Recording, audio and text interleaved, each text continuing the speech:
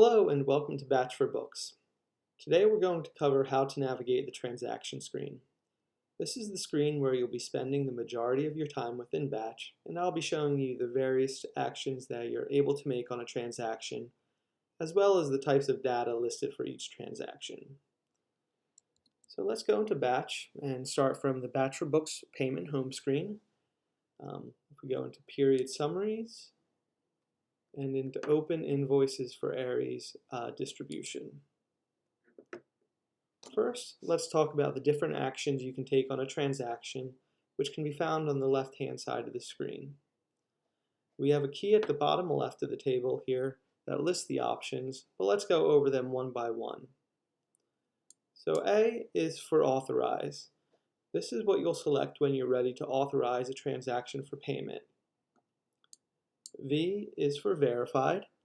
This can be used when receiving the books and you've verified the shipment against the invoice and everything is accurate. N is for Not Paying Through Batch.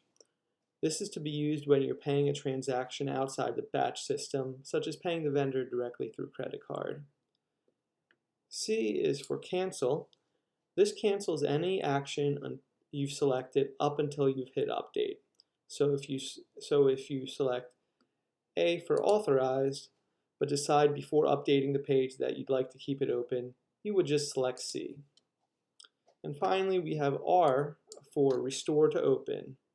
After you've hit Update and marked the transaction as authorized, verified, or not paying through Batch, you may find that you'd like to reopen the invoice. In those cases, you'll use the R button to restore to open.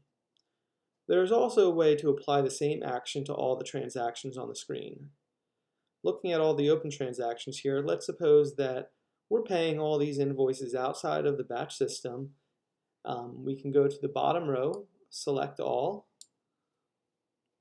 and select the action we want to take. So let's select N for Not Paying Through Batch. We get a dialog box and we press OK to continue, and all the transactions have been marked N as for not paying through Batch. Second, let's look at some of the header and footer information contained on the transaction page. Beyond the actions, we also have the transaction date.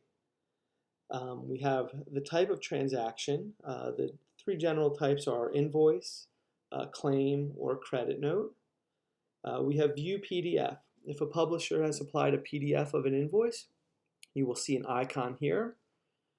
We have invoice number. You can sort by invoice number. Also, if you click on the invoice number, you can see the line detail. Let's show you an example of that. Right click, open in a new tab.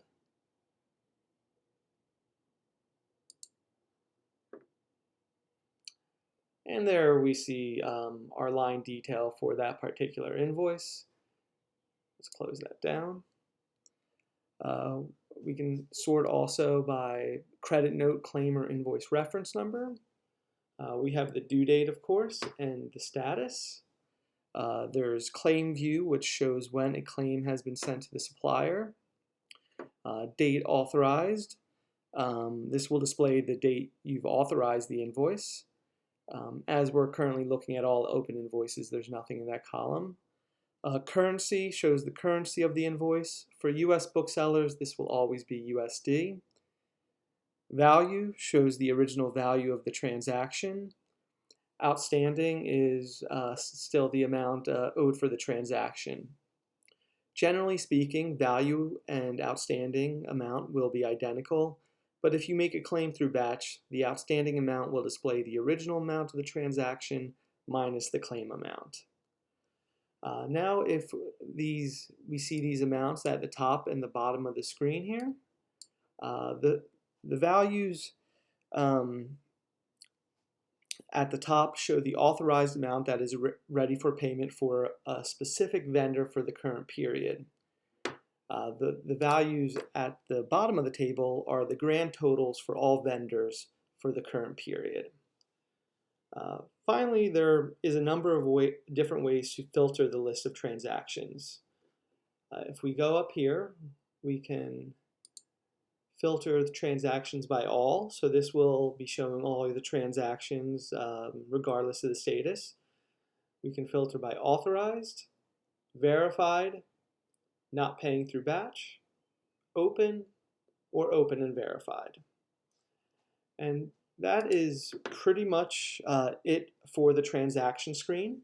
One other thing that you'll want to remember is after you mark all your transactions and mark the actions for them, you'll want to make sure to hit update to make sure that those statuses have been updated to what you want them to be. Okay. Thanks for watching, and if you have any questions, please email us at support@batchforbooks.com.